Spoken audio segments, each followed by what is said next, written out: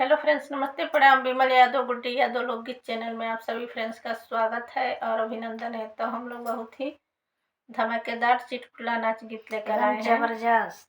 अच्छा लगेगा तो लाइक शेयर सब्सक्राइब जरूर कीजिएगा और कमेंट बॉक्स में जरूर बताइएगा कि ये नाच गीत आप लोगों को कैसा लगा। ये पति पत्नी का नोक झोंक वाला गीत है, तो आप लोग पूरा फुल वॉच जरूर कीजिएगा। तो चलिए सुनाते हैं। सरसों के साग जोनरी के रोटिया पिया खाना न खाइबो भूखा बरतिया। पिया खाना न खाइबो भूखा बरतिया। सरसों के साग जोनरी के रोटिया पिया खाना न खाइबो भूखा बरतिया।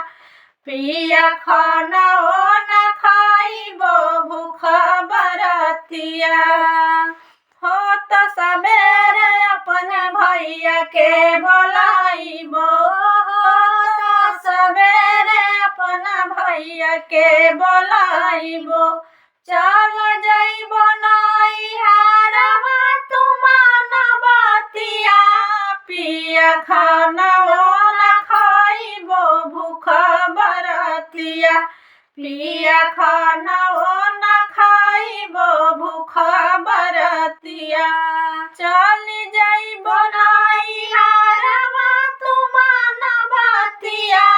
पिया खाना न खाइबो भूखा बरतिया। पिया खाना न खाइबो भूखा बरतिया। ससुरा के हाथ धन नैहर ना बताव। ससुरा के बात धन नैहर ना बताव। नैहर ना बताव धन नैहर ना बताव। ताना मरिए तोहर भौजी सहन पैबू बतिया। पिया खाना न खाइबो भूखा बरतिया। पिया खाना न खाइबो भूखा बरतिया। ताना मरिए तोहरे भौजी सहन पैबू बतिया। पिया खाना न खाइबो भूखा बरतिया। पिया खाना न खाइबो भूखा बरतिया। भाभी आदर करी है मम्मी दुलार। भाभी आदर करी है मम्मी दुलार। छोटा का भैया निहार रहिया। पिया खाना न खाइबो भूखा बरतिया। पिया चल जइबो नैहरवा तुमान बतिया। पिया चल जइबो नैहरवा तुमान बतिया। भैया के प्रेम बस जई है जे रतिया।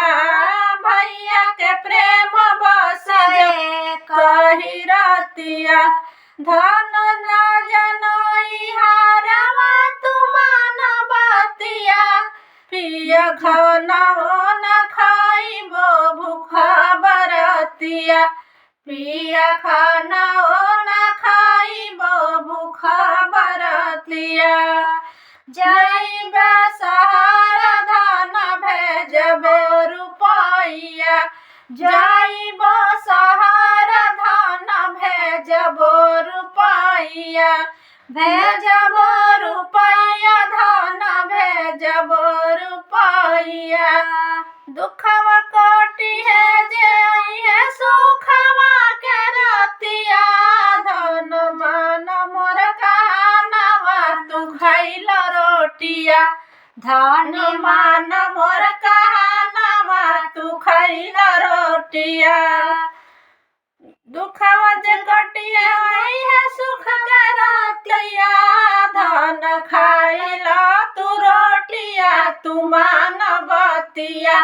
धन खाइला तू रोटिया तुमान बतिया। सरसों के साग जोनरी के रोटिया। पिया खाना ओ ना खाइबो भूखा बरतिया, पिया खाना ओ ना खाइबो भूखा बरतिया, पिया खाना ओ ना खाइबो भूखा बरतिया। बाय बाय फ्रेंड्स, बंद करते हैं, बाय।